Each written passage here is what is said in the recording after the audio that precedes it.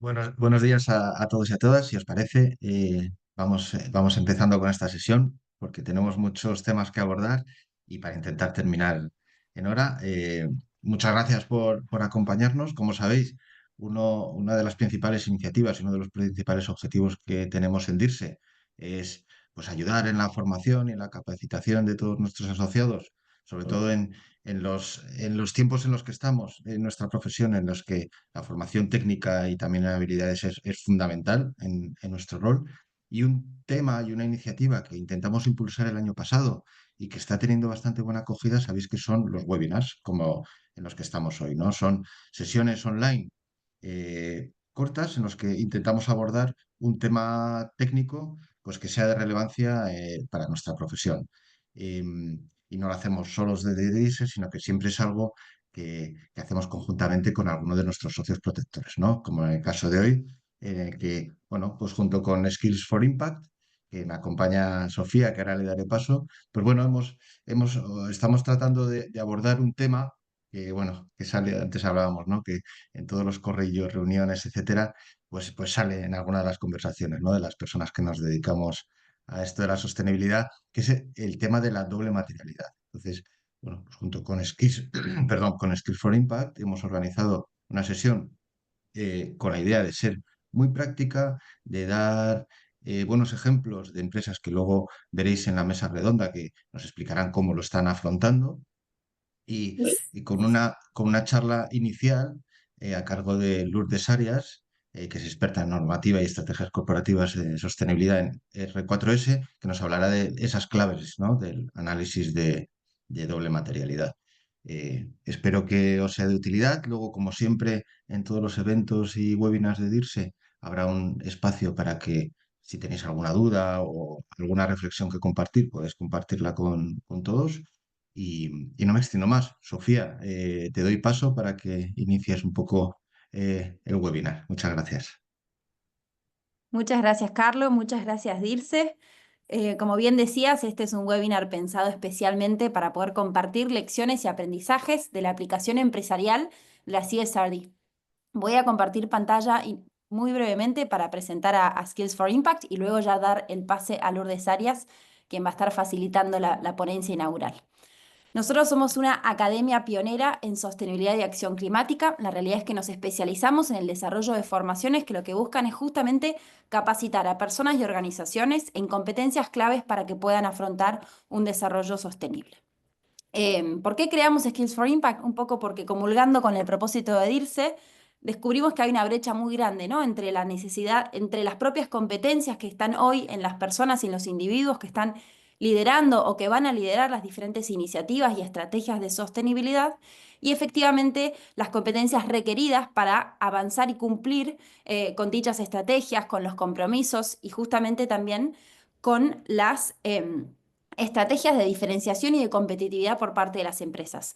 Aquí en pantalla verán algunas cifras, pero solamente para destacar que fue el mismo barómetro de DIRSE quien ubicó en el top 7 la necesidad de formación de talento según los expertos de ESG. Y esto se acompaña de otras cifras que realmente llaman mucho la atención, y es que hay 150 millones de personas que necesitarán mejorar sus competencias de sostenibilidad.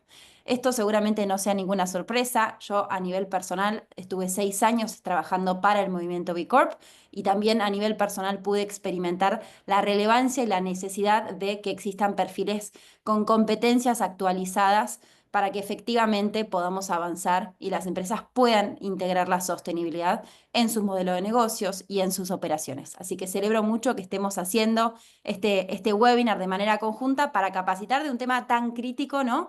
Como es el de las competencias de cumplimiento normativo y de gestión de estas nuevas directivas que vienen a proponer un nuevo modelo de gestión disfrazado de requerimientos de reporting.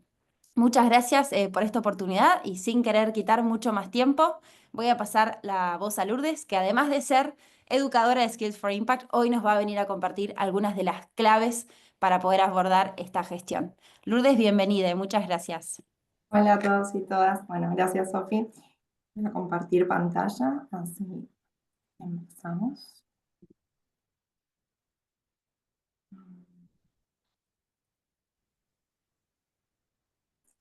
Perfecto. Entonces, un poco cómo vamos a empezar esta ponencia. Esta primera parte vamos a hablar sobre las claves del análisis de doble materialidad.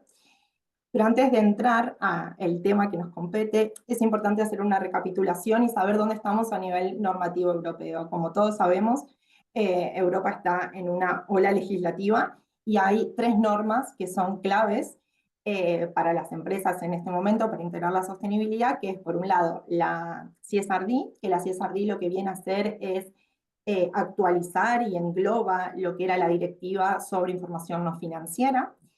Esta norma, a su vez, está estrechamente vinculada con lo que es la normativa de debida diligencia para empresas en materia de sostenibilidad y taxonomía europea, verde.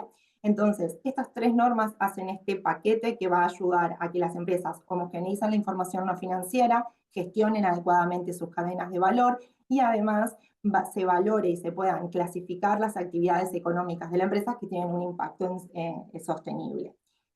A día de hoy, ¿con qué nos encontramos? Con que terminamos el año con una nueva ley que está en proceso de desarrollo, la ley Omnibus, que esta ley, en teoría, a finales de este mes debería estar aprobada y lo que busca es, por un lado, además de determinar prioridades para la Unión Europea vinculadas a la competitividad y la innovación, también tiene la intención de flexibilizar o estandarizar algunos de los requerimientos que estas 3 normas piden por separado para que la carga en las empresas sea menor. Pero la realidad es que a día de hoy hay bastante incertidumbre sobre esto, no se sabe cuál va a ser realmente el contenido y hasta dónde se va a flexibilizar y no, así que los animo a todos a seguir atentos ahí a ver qué pasa con esta norma, porque va a ser clave. Y después, por el otro lado, lo que también tenemos pendiente, y es muy importante, es la transposición española. La directiva de reporte tiene que ser transpuesta por cada uno de los Estados miembros de la Unión Europea. España viene un poco tarde, esto se tendría que haber hecho en julio del año pasado, no se aprobó. A finales de año terminamos con la aprobación por parte del Consejo de Ministros, ahora hay que esperar la aprobación definitiva que debería ocurrir en breve. Entonces, en relación a la normativa, la CSRD, ¿qué obligaciones trae nuevas para la empresa? Por un lado, lo que venimos a explorar hoy y a tratar, que es el tema de la doble materialidad.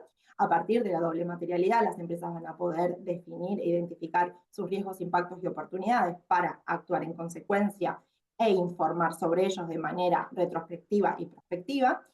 A su vez, va a tener que reportar en base a estos estándares europeos de sostenibilidad que se desarrollaron y se aprobaron por el acto delegado del 31 de julio del 2023, y además el informe se va a tener que auditar de manera, con una verificación externa. Esto no cambia en relación a lo que se hacía hasta ahora con el EIM, y lo que sí viene como novedad es la digitalización de estos informes de información no financiera a través de un lenguaje específico para garantizar la comparabilidad, que es lo que en un punto se quiere también con esto, poder comparar el desempeño sostenible de las distintas empresas. Entonces, ya ahora entrando bien de lleno a la temática. Lourdes, Sí. perdona la interrupción, aparentemente no estamos pudiendo ver tu pantalla. ¿Podríamos volver a intentarlo? ¿No? Ah, vale.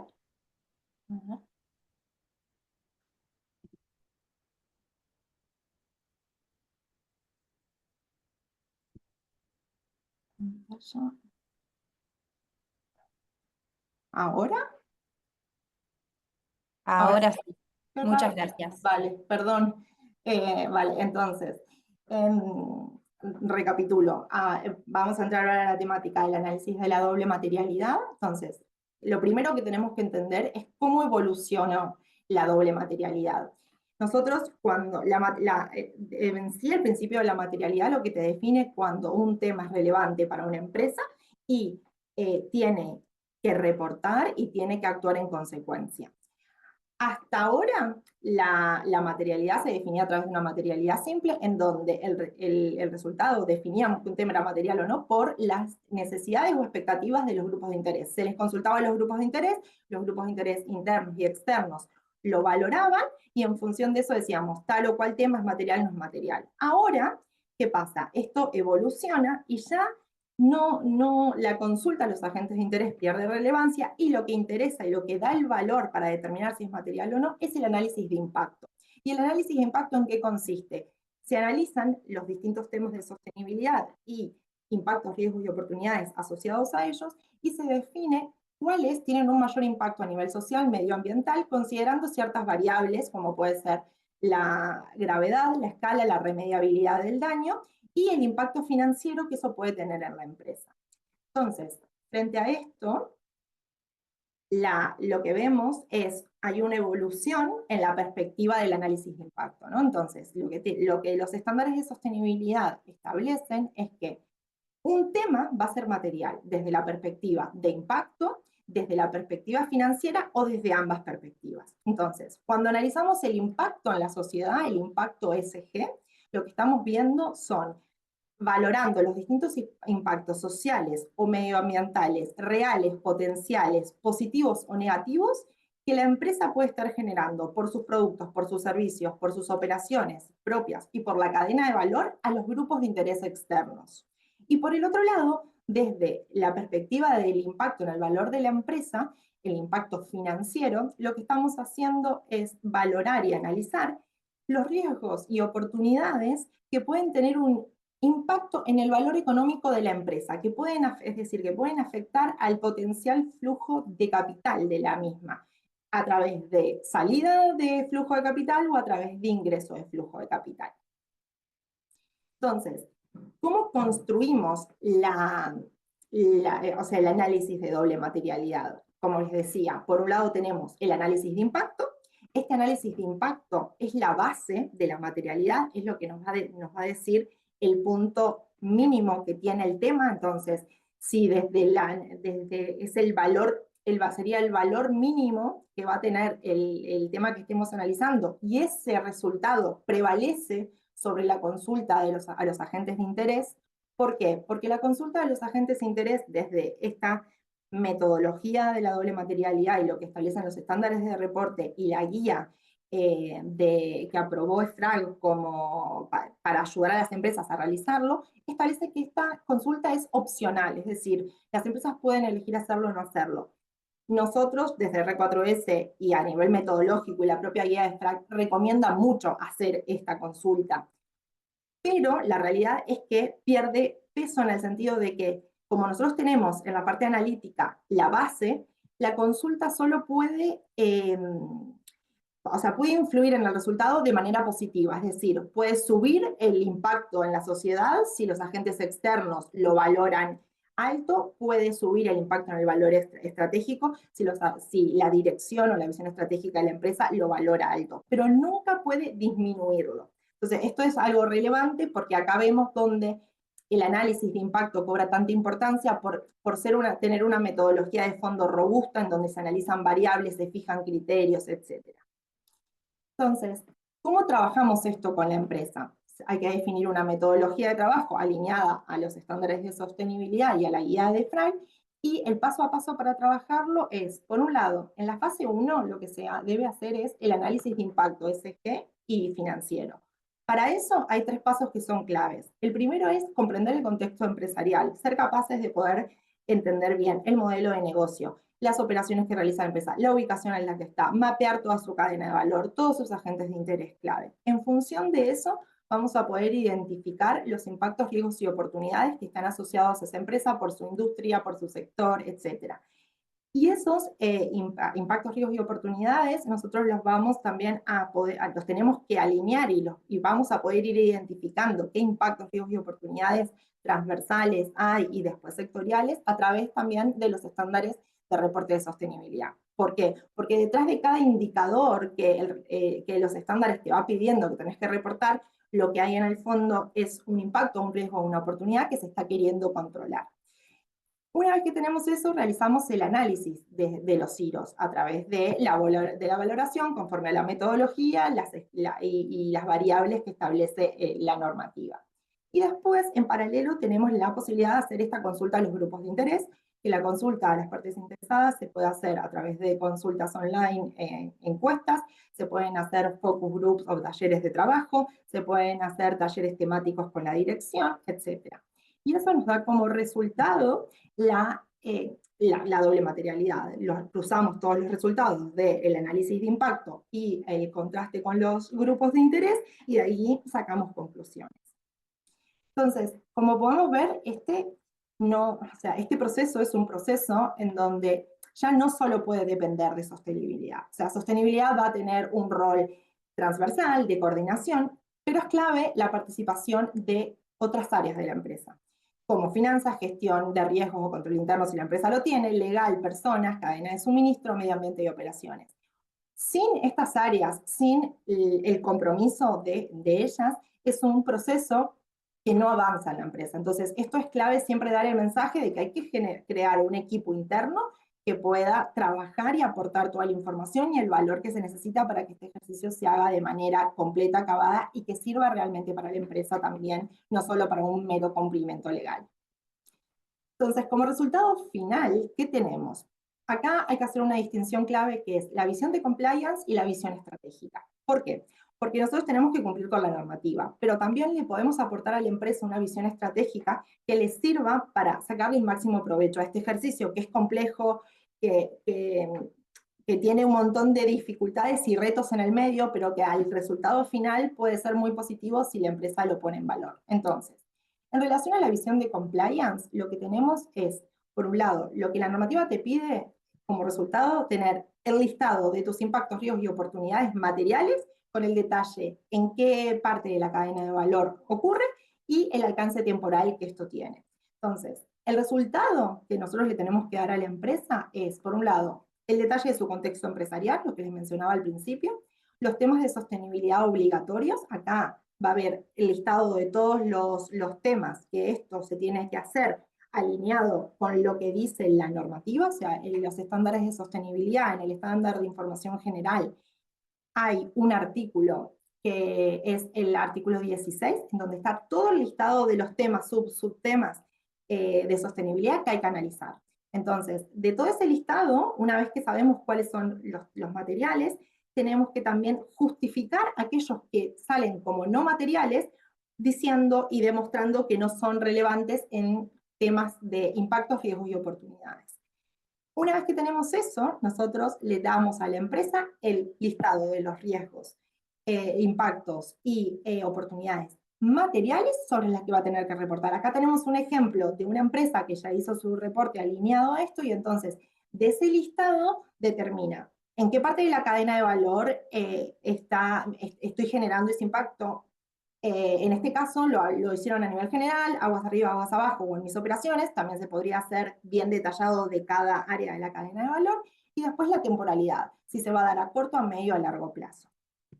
Y por el otro lado está la visión estratégica, que acá es donde tenemos la posibilidad de agregar todos los giros asociados a un tema y determinar la matriz de doble materialidad. Y ahí poder ver y decir, vale, mis temas materiales son estos, hay otros temas que tienen materialidad solo de impacto, otros materialidad solo financiera y otros doble materialidad. Son materiales desde la perspectiva de impacto y desde la perspectiva financiera.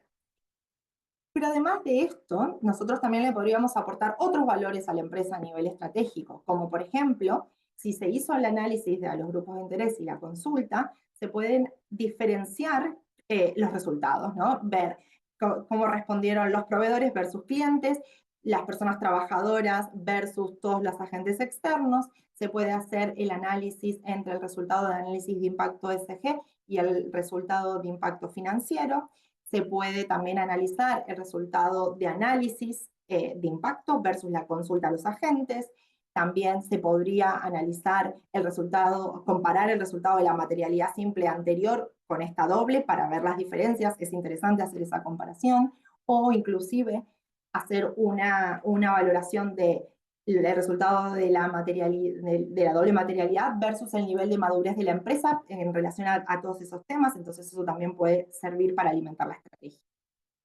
Y por último, a mí me parece importante cerrar con esta slide vinculada a lo que son los beneficios estratégicos para la empresa, para poner en valor todo el ejercicio. Y por un lado, esto le va a dar a la empresa una visión integral de todos sus impactos, riesgos y oportunidades, lo que le va a permitir anticiparse y adaptarse a nuevas tendencias.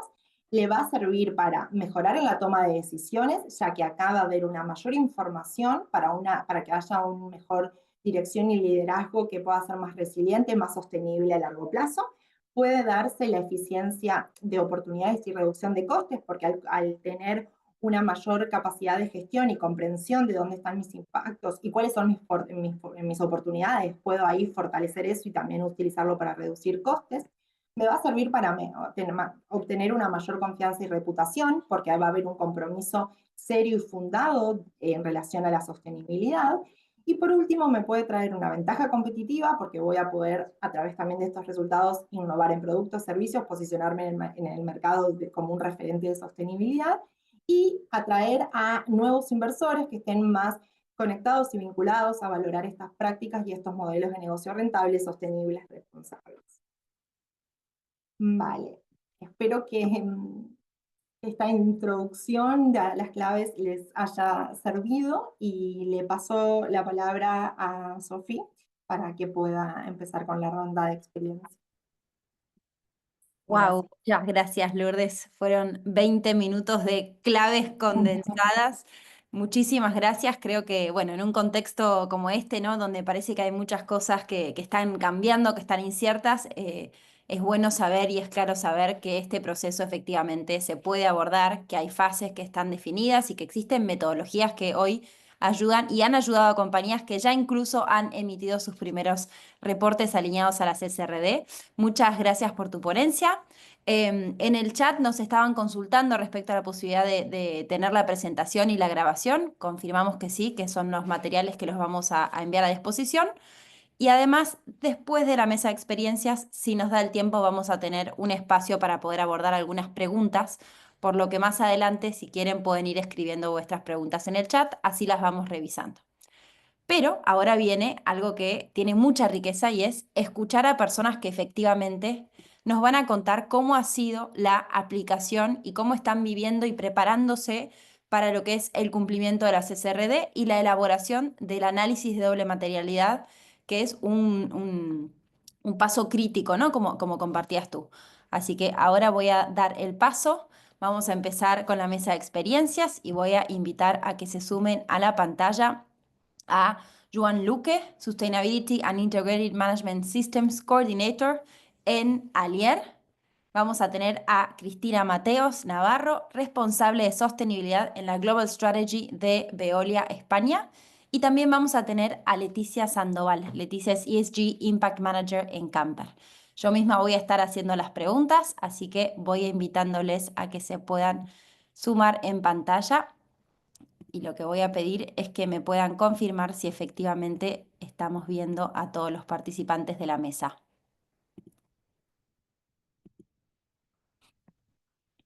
¿Se ve bien? No, Sofi, te vemos a vos. Vale, un momentito.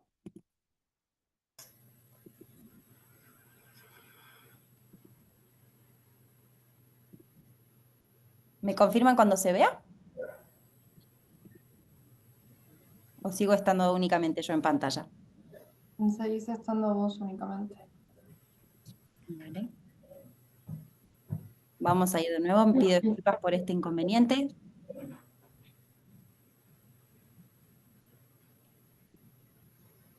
Joan, ¿podrías hablar, por favor? Así podemos ver si funciona Sí. cuando... Hola, Sofía. Ahí está. ¿Ahora sí? Sí, cuando habla él, pasa a estar él. Vale, bueno, vamos probando así, nos focalizamos en lo importante y justamente la primera pregunta es para Joan, así que la voy a hacer y cualquier cosa lo vamos solucionando. Bienvenido, Joan, muchas gracias por estar aquí. Disparo la primera pregunta para Joan y también para Leticia. Lourdes nos compartía, ¿no? Que la doble materialidad no es solamente una oportunidad y un requisito en términos de exigencia normativa, sino que justamente es una oportunidad y una herramienta que puede tener un valor estratégico, ya que propone una mirada y una gestión de los riesgos y oportunidades que habilitan una mirada más de largo plazo, ¿no? De relacionarse a lo que es abordar la sostenibilidad en el largo plazo. ¿Cómo han visto que esto efectivamente ha sido así en vuestra implementación, en vuestra empresa? Hola, buenos días. En primer lugar, muchas gracias, Sofía, y muchas gracias a Dirce, a Skills for Impact por contar con nosotros en esta mesa. Creemos que es un tema que realmente no debería ser 100% novedoso para todas aquellas empresas que utilizan y tienen integrados sistemas de gestión implementados, porque muchas de las cosas que se piden en este análisis quizá ya eran requisitos. Quizá la diferencia es cómo tratamos las normativas y cómo tratamos las certificaciones y si realmente las vemos como requisitos a cumplir o las vemos como herramientas que podemos aprovechar para aprovechar sus formas de gestión en nuestro negocio. Porque al final, ¿qué es la materialidad y sobre todo aquella materialidad simple en el contexto de la sostenibilidad? Al final es hacer un listado de cosas, aspectos materiales, que son los más importantes para la empresa y los más valorados por las partes interesadas o los stakeholders. Entonces hay que ver qué puede afectar a la economía y al futuro de la empresa y qué preocupa a esas partes interesadas, considerando pues, a inversores, a trabajadores, a clientes y administraciones, por supuesto. Y luego establecer una metodología de evaluación, hasta ahora con formato libre en la materialidad más regulada, y en principio, sobre los aspectos que tengan más impacto en la compañía o más interés por las partes interesadas, es donde se deberían focalizar las acciones a realizar. Siempre asegurando la sostenibilidad financiera. ¿Cuál es la vuelta de tuerca que nos da la doble materialidad? Hay que hacer una doble mirada, hay un doble punto de vista. Es cómo afecta al mundo, a la empresa, o sea, como por ejemplo el cambio climático, unos consumidores más conscientes, esa escasez de recursos, cómo eso afecta a la compañía y cómo nosotros impactamos en eso. Respecto al cambio climático, cuál es nuestro nivel de emisiones. Respecto a la contaminación, cuál es nuestro nivel de emisión de residuos. Y hacer ese cruce de información. En la vuelta de tuerca es que la empresa no solo debe ser más responsable y sostenible en el ámbito ESG, es intentar superar el concepto clásico de RSC y ser consciente y responsable de cuál es su efecto en la sociedad y el medio ambiente. E integrar ese concepto de doble impacto, que es la capacidad de la empresa de generar tanto un impacto financiero como un impacto social y ambiental positivo en su entorno. A partir de ahí, el análisis de doble materialidad es una herramienta que, si bien es cierto que es un requisito de directiva CSR, o sea, hay que hacerlo, tenemos esta elección de si lo aprovechamos o simplemente cumplimos con ello. Nosotros lo vemos como una oportunidad para realizar un análisis profundo de aquellos aspectos materiales que impactan tanto en la empresa como sobre los que la empresa impacta. Al final, un poco la conclusión sería que la verdadera transformación que nos aporta esta doble materialidad es integrar el resultado del análisis en el negocio, en el análisis de negocio, implicar en su realización a todas las partes interesadas internas y considerar, tener información y contrastar esa información con las partes interesadas externas, con esos stakeholders, alinear la estrategia de la empresa, los objetivos y los planes de acción, muchos de ellos ya existentes a nivel medioambiental, energético, laboral, alinearlo con este análisis e incorporar aquellos aspectos que no se habían tenido en cuenta, quizá a nivel de gobernanza, quizá a nivel de impacto social. Y ese realmente es la verdadera transformación que nosotros vemos. Si somos capaces de integrar sostenibilidad y negocio, esta herramienta y su implantación habrá tenido éxito. Muchas gracias, Joan. Sólida tu respuesta, súper completa. Leticia, ¿cómo lo ves tú? ¿Cómo ha sido para Camper?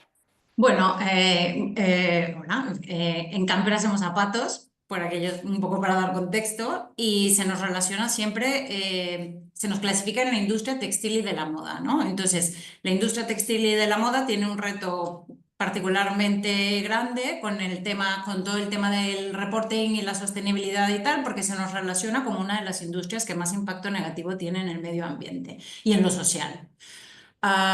No tengo mucho más que agregar de la parte técnica de lo que ha explicado Joan, que lo ha hecho maravillosamente, pero sí como aprendizaje de la implementación que nosotros hemos hecho en Camper, decir que todo este listado de actividades, todo este listado de impactos, riesgos, oportunidades, que es una cosa tan técnica, si al final hacemos un ejercicio a conciencia, considerando todos los aspectos que han explicado tanto Lourdes como Joan, y lo hacemos bien, todo lo demás caerá en su sitio de manera natural y será mucho más llevadero el camino, ¿vale? Porque todo el tema del reporting, de la normativa, pero sobre todo de gestionar la sostenibilidad, la existencia a largo plazo de una empresa, será mucho más sencillo si tenemos las bases bien sentadas, si tenemos muy claro en qué vamos a enfocarnos, porque los recursos, no solo los del planeta, sino los de la empresa,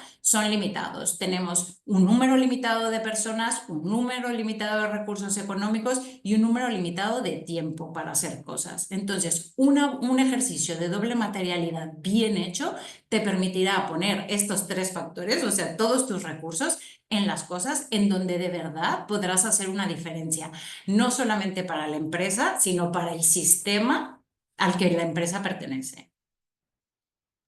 Sería todo. Interesante, gracias Leticia, me parece muy rica tu perspectiva de traer un poco de calma y la relevancia de darle un espacio suficiente a construir las bases y clarificar bien cuáles son esos temas prioritarios, que justamente es lo que ofrece el análisis de doble materialidad, para a partir de ahí poder hacer un enfoque. Me pregunto cómo se vincula esto con el caso de empresas, por ejemplo, en el caso de Cristina. Cristina, me gustaría aquí invitarte a la conversación. ¿Qué ocurre y cómo se vive esto en casos como Veolia, en donde tenéis una estructura global, un headquarter que ha trabajado en una estrategia global de sostenibilidad? Y en tu caso particular, están trabajando en todo lo que es a nivel business unit, ¿no? Todo lo que es la consolidación de este reporte y la gestión de la CSRD. ¿Podrías compartir un poco cómo es que estáis organizándolo y cuál es esa vinculación entre business unit y estrategia para que efectivamente este ejercicio aporte valor? Hola, muy buenos días. Buen día, bienvenida. Sobre todo, agradecer que nos hayáis invitado para poder explicar nuestra experiencia. Muy por encima del contexto, porque Veolia es una empresa muy grande. Somos unas 220.000 personas en todo el mundo, en los 5 continentes, y en España en concreto somos aproximadamente unos 15.000 colaboradores. Entonces, nos dedicamos a la gestión del agua, los residuos y la energía, de manera que contribuimos, ¿no?, a dar acceso a estos recursos, a preservarlos y a regenerarlos. De manera que nuestro core al final tiene que ver con la transformación ecológica, ¿no? Y como bien decías, bueno, poniendo un poco en contexto la magnitud del grupo, ¿no?, y la dificultad, ¿no?, porque no es... estoy totalmente de acuerdo que cuando asientas bien las bases, parece que todo fluye, pero asentarlas pues tiene dificultades, ¿no? El hecho de estar en un grupo tan grande como Veolia, la parte que nos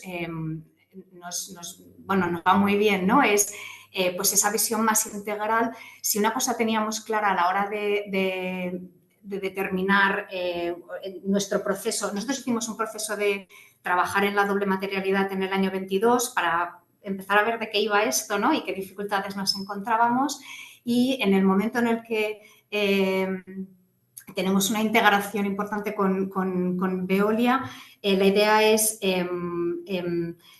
utilizar esos análisis, ¿no?, de impactos, riesgos y oportunidades, y llevarlos a un contexto local, en este caso de una BU como es España, que luego nosotros tenemos pues otras 150 empresas a nivel local dentro de nuestra propia BU. Quiero decir que es complejo pues nuestra estructura organizativa, pero si algo teníamos claro era que tenía que tener sentido que nuestros impactos, riesgos y oportunidades, aunque cogieran nuestra cadena de valor, aunque cogieran nuestra idiosincrasia, en un contexto como España, aunque pasara todo esto a nivel más local, tenía que tener cierta alineación, sin duda, con nuestra matriz, ¿no? Porque no podía tener sentido pues que surgieran cuestiones muy diferentes. Y otro tema que ha sido muy relevante durante este proceso, que estamos ahora en esta segunda vez que estamos desarrollando el análisis de doble materialidad, es el trabajo muy de la mano de la dirección de riesgos de la compañía, puesto que la dirección de riesgos tiene una perspectiva desde hace unos años en nuestra organización, integra aspectos medioambientales, sociales y de gobierno, ¿no?, qué riesgos y qué oportunidades podemos tener, y para nosotros es un actor clave, ¿no?, y un partner clave, porque de alguna manera las cuestiones que surgen de estos análisis de doble materialidad, porque tienen esa visión también de impacto, nos ayuda a integrar o diría alimentar de alguna forma también esta estrategia, ¿no? De manera que, bueno, son un poco encontrar estas palancas, ¿no?, que son importantes dentro de la organización. No es un ejercicio de la Dirección de Sostenibilidad exclusivamente, es un ejercicio transformador, como bien decíais, no es un ejercicio exclusivamente de reporte, y es importante encontrar dentro de la organización, tanto a nivel más macro, ¿no?, y grupo en nuestro caso, como a un nivel más local, cuáles son pues esas palancas, ¿no?, para poder trabajar en una estrategia, ¿no?, y que queden todos estos temas recogidos en la estrategia. Gracias, Cristina. Es interesante esta clave, ¿no?, de la relevancia de poder alinear los temas materiales y en el momento de la identificación de esos riesgos y oportunidades, hacer una alineación estratégica tanto para arriba, es decir, para entender cómo se vinculan con una estrategia más a nivel global, como también a la inversa, es decir, cómo esa estrategia a nivel global eventualmente deberá hacer algún tipo de evolución para poder alinearse a lo que efectivamente resulta material luego de este doble análisis. Me interesa mucho también conocer un caso complementario, Joan. ¿Qué ocurre en el caso de Alier, en donde venís reportando en el EINF y ahora os estáis preparando, ¿no?, para poder hacer vuestro primer reporte de CSRD? ¿Cómo estáis preparando en términos de involucración de los equipos, ¿no?, que es un tema que también salió con mucha fuerza y que lo trajo Lourdes? ¿Cómo lo vais a organizar? ¿Cuáles son algunas claves o algunos aprendizajes que ya habéis tenido que puedas compartir? Muy bien. Bueno, en primer lugar, nosotros vemos la implantación de los requisitos de esta nueva directiva CSRD y los SRS como una carrera de fondo que intentamos discriminar en distinguir en varios pasos. En primer lugar, analizar qué herramientas ya tenemos implementadas y que nos pueden ayudar a cumplir estos pasos, ¿no? Hay varias ISOs, como comentaba antes, temáticas. Hay una que es de calidad, donde ya tenemos ese contacto con los clientes y ya les preguntamos, ya tenemos identificadas las partes interesadas y ya evaluamos a esa cadena de suministro, y lo primero que hemos empezado es adaptar las herramientas que tenemos para alinearlas con estos requisitos, ¿no? Y, por ejemplo, en la parte de evaluación de proveedores ya estamos preguntando aspectos ligados con la sostenibilidad. ¿Qué nos exigen también estas normas que ya tenemos implementadas? Un análisis de contexto. Tenemos que hacer una comprensión de la organización y su contexto, tenemos que comprender las necesidades y las expectativas de las partes interesadas, o sea, identificar sus expectativas e intereses y hacer una evaluación de las mismas, con lo cual ya esa metodología la tenemos, y plantear unas acciones para abordar esos riesgos y oportunidades. Eso significa que la parte de análisis de contexto y partes interesadas y de objetivos la estaríamos trabajando. Por tanto, ¿qué tenemos ya? Tenemos estos 3 bloques más la forma de trabajar, esa metodología de identificar, evaluar y plantear acciones para mitigar riesgos o para aprovechar oportunidades. ¿Qué es lo que nos falta? Ampliar lo que ya tenemos a otros ámbitos, el ámbito social, el ámbito laboral, el ámbito de la gobernanza, el ámbito de la compliance, todos los requisitos que nos vienen con esos SRS, tanto generales como temáticos. Identificar mejor y de forma más ampliada los aspectos materiales. Partimos de unos listados ya existentes de una materialidad simple que ya realizamos en el pasado, considerar los nuevos IROs identificados. Y luego hay un cambio que es muy importante, la SRS1 nos identifica ya un listado de impactos. O sea que hay un cambio de forma de pensar, o así lo vemos nosotros. Estábamos acostumbrados con todas estas normas que os comentamos a hacer un pensamiento basado en riesgos, y ahora tenemos que cambiar un poco el chip y hacer un pensamiento basado en impactos, porque realmente lo que ha hecho la Unión Europea es identificar los impactos que les interesa mejorar o minimizar y plantear acciones para maximizar oportunidades o minimizar riesgos. Entonces, estamos haciendo ese trabajo de alinear riesgos y oportunidades identificados con impactos según los temas, subtemas y subtemas planteados por esta directiva. A partir de ahí, analizamos estos resultados y estamos trabajando en identificar esos NEIs que tendremos que reportar y empezar a recolectar. Sí que es verdad que una vez realizado este primer análisis de la materialidad con todos los técnicos y con todos los responsables de departamento vinculados, es bueno hacer un contraste tanto a nivel interno, expandir un poco el grupo de trabajo y plantearlo a nivel de comité de dirección y los directores de las diferentes áreas, y con aquellas partes interesadas más críticas con las que se pueda contrastar mejor que el análisis responde realmente a sus expectativas. A partir de ahí, realizar ese cruce de indicadores informe no financiero, indicadores GRI que ya estábamos reportando. Sabemos que hay algunos indicadores de la ley 1118 que han quedado fuera de la nueva directiva y hay recomendaciones de que no se deje de reportar esos indicadores. Hay que hacer ese trabajo de integración. Y el último paso para nosotros es revisar esos planes de objetivos ya existentes ligados al medio ambiente, al área social, para que den respuesta a esos aspectos materiales significativos que nos han surgido desde este análisis de doble materialidad. Entonces, a nivel crítico o específico de reporte, trabajar en esa transición de informe no financiero a informe de sostenibilidad, y las diferencias más destacadas para nosotros son este documento que estamos hablando, este trabajo que estamos hablando de la doble materialidad, reportar según estos indicadores SRS y integrar el informe en ese informe anual de cuentas y el formato digital XHTML que nos solicita. Y a partir de aquí, supongo que todos estamos pendientes del 26 de febrero, lo tenemos marcado en la agenda, que cuando se publique la nueva ley Omnibus. Y hay muchas opiniones, antes lo hablábamos, mucha gente dice cosas, interpreta cosas, deja volar la imaginación, pero me gustó mucho un artículo que leí donde al final decía "Keep calm and carry on". Y eso es lo que estamos haciendo. Que venga lo que venga, nosotros estamos en este camino, nosotros lo creemos, queremos reportar y no nos tenemos que poner nerviosos con lo que venga. Francia hizo una cosa, bueno, las empresas ayer surgieron grandes empresas comunicando otra. Estamos atentos, pero keep calm and carry on. Y lo último, ¿cómo puede afectar esta doble materialidad a los cambios de toma de decisiones? Pues ahí ya lo veremos. O sea, depende de si esto le importa o no le importa a las partes interesadas. Si los inversores lo tienen en cuenta en un contexto económico, si las administraciones lo tienen en cuenta en un contexto normativo y de cumplimiento legal, y los consumidores lo tienen en cuenta en las decisiones de compras, esto será una herramienta que estará totalmente integrada en el negocio. Si se convierte en un reporte que hay que hacer anualmente, pero se permite que las empresas sigan trabajando sin ningún tipo de afectación, y aquí también pues, el nuevo contexto internacional, los nuevos presidentes en diferentes zonas del mundo, lo veremos. Nuestra conclusión es lo veremos. Nosotros estamos convencidos, trabajamos en esta línea, vamos a hacer un trabajo exhaustivo para reportar según estos requisitos, pero el triunfo o no de esta metodología lo veremos en función de las decisiones de estas partes interesadas. Gracias, Joan.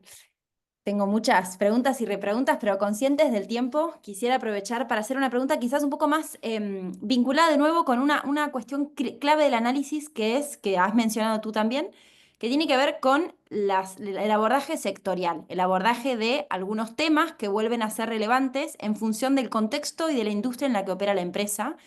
Y ahí, Leticia, te lo quería consultar a ti. En Camper, ¿cómo habéis abordado estos temas, ¿no? Porque la doble materialidad parte de los estándares de SRS, pero como bien decía Lourdes, los estándares temáticos sectoriales aún no están del todo desarrollados. Sin embargo, sí se pide a las compañías que los integren. Entonces, desde esa óptica, ¿cómo habéis abordado y cómo habéis detectado, ¿no? ¿Cuáles son algunos desafíos y oportunidades propios del sector de la moda y del calzado? Sí, es verdad que todavía no están desarrolladas las guías sectoriales, pero esto no impide que tu doble materialidad ya considere todos estos factores, ¿no? Entonces, en el momento de hacer el análisis de la doble materialidad, sabiendo que hay un montón de impactos que son comunes para todos los sectores, etcétera, hay unos que son muy particulares de la industria textil y de la moda. Pero dentro de la industria textil y de la moda, luego hay particularidades dependiendo al producto, a tu producto, ¿no? O sea, no es lo mismo producir camisetas deportivas que producir zapatos. Entonces, nosotros sabíamos que había aspectos clave que sí que son comunes a todos, el tema de la gestión de la cadena de valor, que no podíamos seguir obviando que, porque siempre buscamos trabajar con las mejores fábricas, es verdad que manufacturamos en Vietnam un porcentaje bastante alto de nuestras colecciones, pero claro, vamos a aquellas fábricas súper top, que al principio lo hacíamos por un tema de calidad, ¿vale? Entonces, al principio, hace 20 años que se trasladó la producción para allá, era por un tema de calidad. Pero claro, estas fábricas, para obtener ciertos niveles de calidad, pues también cumplen con ciertos estándares. Pero no podíamos seguir obviando que porque son las mejores, entonces hacen todo bien. Entonces, claro que esto puso foco en, esto sí, son las mejores, pero tú cómo lo tienes que gestionar. Esto es un impacto alto, es un riesgo alto y también es una oportunidad alta. O sea, sí o sí tienes que abordarlo. Entonces, ahí, check, invirtamos recursos, tiempo, dinero, esfuerzo, etcétera, etcétera, en que tu manejo de la cadena de valor sea el correcto. Y luego, dentro de esta cadena de valor, hay aspectos sociales y medioambientales que pueden tener más o menor peso. Y es importante tenerlo claro, porque si no, te vas a volver loco queriéndolo controlar todo, que si el agua, que si los desperdicios, que si el carbono, que si tal. Y la realidad es que no vas a llegar a todo. O te costará lo mismo tener resultados desproporcionados. O sea, igual te esforzarás, invertirás una cantidad X en controlar el agua, que el calzado no es una industria intensiva en agua, a diferencia del textil, y entonces controla lo justo, lo necesario, lo correcto, e invierte tiempo en ver qué está haciendo tus proveedores, qué están haciendo en materia de derechos humanos. Invierte tu tiempo y tu dinero en ver qué están haciendo para que los materiales, bueno, o nosotros seleccionamos nuestros materiales, aunque la producción sea por un tercero, los materiales los seleccionamos nosotros. Busca los mejores proveedores, busca proveedores que estén certificados, pon ahí tu dinero. Entonces, esto ha sido, si no hubiésemos hecho el análisis de doble materialidad considerando las particularidades de nuestro sector, tal vez no lo habríamos visto tan claro. Es una buena clave esta que compartes, porque de alguna manera le aborda una capa de sentido, ¿no? Es decir, de hacer el análisis, abordar todos los pasos y la metodología que es requerida por la normativa, pero hacerlo con conciencia y con sentido para que efectivamente luego la gestión de lo que resulta de ese análisis y de ese reporting que año a año habrá que hacer, por lo tanto, ir año a año evolucionando y progresando, efectivamente esté alineada, ¿no? Que también es algo que es lo que traías tú, Cristina, cuando hablabas de la relevancia que tiene que exista una alineación a nivel business unit con la estrategia a nivel global. Muchas gracias. Vamos a ir cerrando lamentablemente, pero quiero traer una última pregunta y en este caso la dejo abierta para quien quiera responder, que toca alguno de los mensajes que ya deslizó Joan, ¿no? Que tiene que ver con que estamos en un momento en donde el 26 de febrero aparenta venir una simplificación y la ley ómnibus, por lo tanto se despierta como alguna cierta incomodidad, algo de ansiedad frente a esta complejidad y estos cambios. Entonces, quizás simplemente pediros si os pudieran dar, ¿no? algún consejo, alguna clave o alguna reflexión respecto a, bueno, cómo abordar estos cambios en el marco de una exigencia que ya está en marcha y que de alguna manera requiere una preparación que ya está ocurriendo. No sé cómo lo habéis vivido o cómo lo estáis viviendo dentro, a nivel personal y en vuestras empresas. Cristina, ¿quieres empezar tú? Sí, sin problema. Bueno, a ver, yo en nuestra organización, si bien como decía Joan, ¿no? Y también considerando el tipo de actividad al que nos dedicamos, lo que tenemos claro es que es una realidad las problemáticas que hay en lo relativo a cambio climático. Ha habido eventos extremos, ¿no? Por ejemplo, en el contexto en España tenemos clarísimo, ¿no? que hay ciertos riesgos que son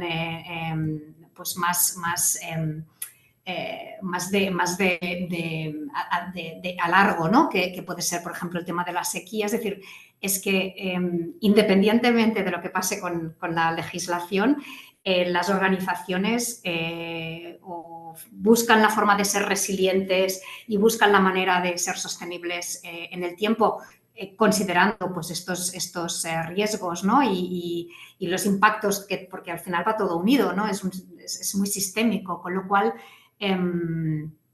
por nuestra parte, bueno, tenemos clarísimo que hay que seguir trabajando en esta línea, independientemente de lo que tenga que ver con lo que sea el reporte, si el porcentaje va a ser más alto, más bajo, qué se va a reportar o qué no se va a reportar. La cuestión es poder hacer frente a la situación que efectivamente estamos viviendo y que yo creo que bueno, es difícil decir que no existe, ¿no? Con lo cual, bueno, lo tenemos claro en ese sentido y lo que recomendamos también un poco con ese mismo planteamiento que hacía Leticia, ¿no? De poner foco en aquello que de verdad es importante, es material, donde tienes impacto, donde puedes tener riesgos, enfocarte en eso, ¿no? Pero no dejar de trabajar en ello, que es lo que va a hacer que las organizaciones puedan ser resilientes y integrar esto en los modelos de negocio.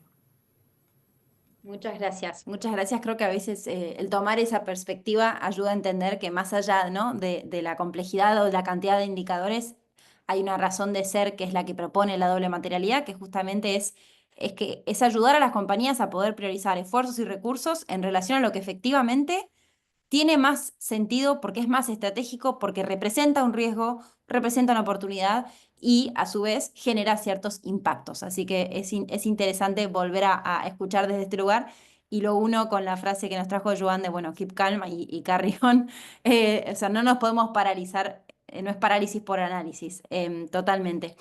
Voy a aprovechar que hay unas preguntas en el chat y quizás las comparto y aquí también, Lourdes, te invito a que te puedas sumar a la conversación si lo consideras. Y hay una pregunta de Sara que dice, gracias a todos los ponentes, coincido con la importancia de dirección de riesgos como actor clave junto con el director de sostenibilidad. En vuestra experiencia, ¿quién ejerce este papel en las organizaciones que no tienen una dirección de riesgos? ¿Es el área financiera? La dejo para quien quiera responder. Lourdes, ahí veo que se te escucha, sí. Sí, en principio tendría que intervenir el área financiera. ¿Por qué? Si no hay un área de riesgos, el área financiera es el que más tiene la visión de esta parte de los impactos financieros que se pueden generar en la organización. Entonces, sin esa pata, solo sostenibilidad no tiene toda esa visión. Por eso esa aclaración que hice al principio de sostenibilidad tiene un rol más transversal, esa visión global y demás, pero después necesita apoyo de áreas claves de la organización para poder tener esto. Y el área fundamental es finanzas para mí. O sea, finanzas y sostenibilidad, la doble materialidad tienen que ir de la mano. No sé acá si los compañeros que están dentro de la empresa lo consideran así, pero en mi visión en las empresas que acompañé es eso. Mientras hablabas, veía que Cristina tú afirmabas y Leticia también. No sé si queréis agregar algo al respecto. Bueno, yo muy breve. O sea, nosotros sí que tenemos esta dirección de riesgos, pero es cierto que al final dentro de la organización lo que tenemos son risk owners, que son las personas responsables de esos riesgos. Es decir, pues en el área de operaciones hay risk owners, en el área de compliance hay risk owners, es decir, personas que son las que más saben de los riesgos dentro de ese área, ¿no? Entonces, el área de riesgos lo que hace es tener esa visión global, ¿no? De cuáles son esos riesgos que puede estar, pues, efectivamente en riesgos o puede estar, pues, en la parte de finanzas, pero la idea es sobre todo que sea un ejercicio participativo, ¿no? Y que esas metodologías sean conocidas por esas personas que son las que evalúan los riesgos dentro de las organizaciones, que a veces es una o dos personas o a veces son diferentes equipos multidisciplinares, ¿eh? Entonces, bueno, nosotros tenemos equipos multidisciplinares y que hacen estos ejercicios anualmente y que integramos un poco toda esta información de sostenibilidad también. Gracias, Cristina. En línea con esta pregunta hay una nueva consulta en el chat que creo que es interesante. La pregunta Ana. Ana dice, ¿recomendarían hacer un análisis de doble materialidad a una empresa que todavía no está obligada por tamaño, teniendo en cuenta esfuerzos versus resultados? Y me parece interesante saber cómo lo veis vosotros, que a lo mejor habéis hecho el análisis porque ya tocaba, pero hoy podéis mirar para atrás y dar un consejo. ¿Cómo lo veis? Bueno, nosotros adelantamos un poco la doble materialidad, la hicimos ya el año pasado porque para nosotros lo que es importante es que la doble materialidad y el análisis de riesgos, etcétera, vaya acompañado de la estrategia corporativa, ¿vale? Entonces, nuestros ciclos de estrategia corporativa son de 3 años y más o menos hemos hecho coincidir el análisis profundo, porque luego hay ajustes anuales, etcétera, pero el análisis profundo con la estrategia corporativa. Entonces, mi respuesta sería sí, porque en la medida en la que tú puedas alinear tu estrategia corporativa, no importa el tamaño de la empresa, siempre tienes que tener una estrategia corporativa con este análisis, los dos juntos se pueden potenciar. O sea, no hace falta esperar, no hace falta hacerlo por requisito normativo. Es verdad que es un esfuerzo importante, pero te puede traer algunos beneficios, por lo menos de alineación de las diferentes áreas de la empresa y de asignación de recursos. Gracias. Hay una pregunta que continúa y aborda este tema de la alineación. La voy a leer y ahí si la quieres contestar. Dice que es para Cristina, pero yo creo que también, Joan, tú puedes aportar un poco desde una realidad distinta y complementaria. La pregunta dice, ¿cómo hacer esa alineación con la matriz, dado el tamaño de un grupo empresarial que entiendo que es internacional, ¿no? Está hablando de este caso de Veolia. ¿Cómo, cada cuánto lo hacen y cómo afecta las distintas políticas y los distintos legisladores en esta visión integral? ¿La revisáis periódicamente? Y agradece la ponencia, por supuesto. Bueno, no sé si muy brevemente y luego, o Joan, es que no sé cómo queréis. Tú primero si quieres y luego yo te añado. Es muy rápido. Mirad, en nuestra matriz, durante el año pasado, por ejemplo, hizo ha empezado a hacer la auditoría respecto a la CSRD, ¿no? Porque había realizado un ejercicio de doble materialidad. Lo que han hecho ha sido, como somos muy grandes, han cogido diferentes business units con diferentes temas y subtemas de cada una de las business units y han hecho parte de este ejercicio a nivel global, ¿no? De manera, la matriz está en Francia y entonces hay empresas que están dentro de, o sea, que dentro de toda la organización hay países que tienen ciertas obligaciones de reporting porque las tienen, ¿no? Como puede pasar en Australia, por ejemplo, o en otros países. Entonces, en esos países, las organizaciones lo que hacen es hacer su reporte alineándose con estos giros que se han detectado en la matriz, ¿no? Y haciendo un ejercicio conjunto en este sentido. Y es un poco lo mismo que estamos trabajando nosotros, ¿no? Coger esa parte de giros de la matriz y ver un poco cómo alimentamos ese primer análisis con la idiosincrasia de la organización en la BIU en España. No sé si contesto un poco a la pregunta. Sí, por complementar un poco, Cristina, está claro que la dimensión de la empresa es muy importante. Nosotros cuando se reúne el comité de sostenibilidad, el consejo de dirección y el comité de dirección cabemos en una sala, con lo cual eso tiene cosas positivas, tiene cosas negativas, pero es muy ágil. Y luego en cuanto a la periodicidad, pues todo depende de la realidad. En nuestro caso, por ejemplo, en 2019 se hizo un análisis profundo de la misión, la visión, y ya no nos entendemos como una papelera, sino que nos entendemos como una valorizadora de residuos. Si eso cambia, todo lo que se ha construido debe cambiar. Planteamos, la velocidad nos supera, planteamos una estrategia de descarbonización y en el mes de agosto pusimos en marcha una planta que nos descarboniza las emisiones del alcance 1 al 98%. Al final, creo que no es tanto establecer al menos para empresas más pequeñas y que intentamos ser más dinámicas y que tenemos esa facilidad por el hecho de ser más pequeñas y que todos los que toman las decisiones caben en una sala. Al final, la realidad es la que se impone. Si lo que hemos planteado responde a la realidad, al contexto y a los intereses, es bueno. Y si no, me da igual si lo tengo que cambiar cada mes, cada 6 meses o cada 6 años. Al final, ese análisis de la realidad tiene que responder a la realidad de la empresa y a la realidad del contexto. Muchas gracias a los dos. Quisiera seguir haciendo preguntas y veo que hay preguntas en el chat, pero queremos también ser respetuosos del tiempo, así que lamentablemente vamos a cerrar esta conversación, pero seguro que habrán más oportunidades. Por parte de Skills for Impact quisiera agradecerles muchísimo a Leticia, Cristina, Joan y Lourdes. Gracias por vuestras respectivas ponencias. Y afortunadamente existen más oportunidades para poder seguir aprendiendo y desarrollando estas temáticas. Nosotros desde Skills for Impact nos especializamos en esta formación y tenemos una sesión especial de todo lo que es, una formación especial de todo lo que es la gestión de la CSRD. Por lo tanto, ahí nos llevaremos esas preguntas que veo que siguen estando en el chat para poder darles una respuesta. Y quisiera también agradecer especialmente a Dirce y Carlos, también te paso a ti la palabra para que podamos ya dar por cerrado este espacio. Muchas gracias.